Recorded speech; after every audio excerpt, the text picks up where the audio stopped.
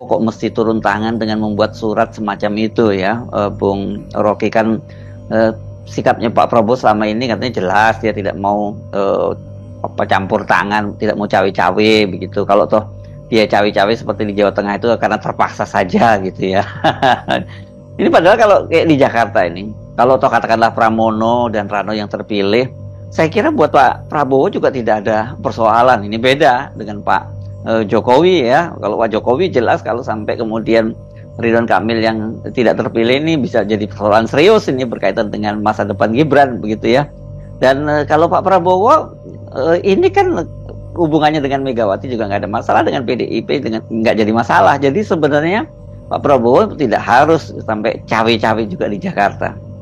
Ya, faktor yang agak tricky di situ, agak tricky maksudnya, agak menjebak di situ adalah kita mengerti kimia antara Gerindra dan PDIP itu cukup kuat akhir-akhir ini, karena melihat bahwa ke depan tentu dibutuhkan legitimasi parlamentarian dari PDIP untuk Gerindra, kan itu dasarnya. Juga tentu soal persahabatan Pak Prabowo dengan Pak Ibu Mega itu tidak mungkin dibatalkan hanya karena kecemburuan dari Jokowi di kedua belah pihak, itu nggak mungkin tuh. Jadi memang Pak Prabowo mengambil sikap yang saya kira bijak juga, karena beliau hanya membacakan atau mengirimkan surat dukungan itu dan bukan hadir secara fisik atau sesuatu yang mungkin nggak dibayangkan oleh Pak Jokowi. Pak Jokowi mungkin menganggap bahwa kalau Pak Prabowo pulang itu masih ada 1-2 jam mungkin di bandara mengucapkan sesuatu. Tapi saya kira Gerindra melakukan kalkulasi yang bagus sekaligus untuk menghormati PDIP.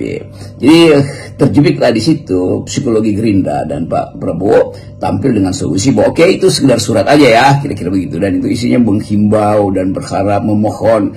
Jadi semacam memelas lah, dan itu psikologi yang bisa menimbulkan sensasi bahwa Ridwan Kamil memang sudah di dasar tidak mampu lagi untuk ditegakkan sebagai menegakkan benang basah, sehingga perlu ada surat dukungan dari Prabowo sebagai ketua partai pendukung.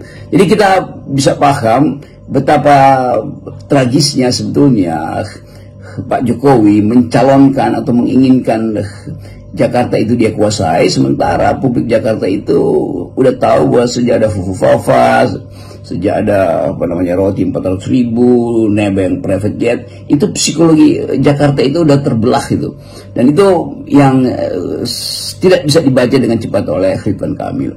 Saya pernah bahkan usulkan ini Ridwan Kamil dan Suswono itu kalau mau dapat dukungan bilang aja bahwa kami adalah Kim minus bukan Kim plus. Lalu wartawan bertanya, kok minus? Iya, minus Jokowi.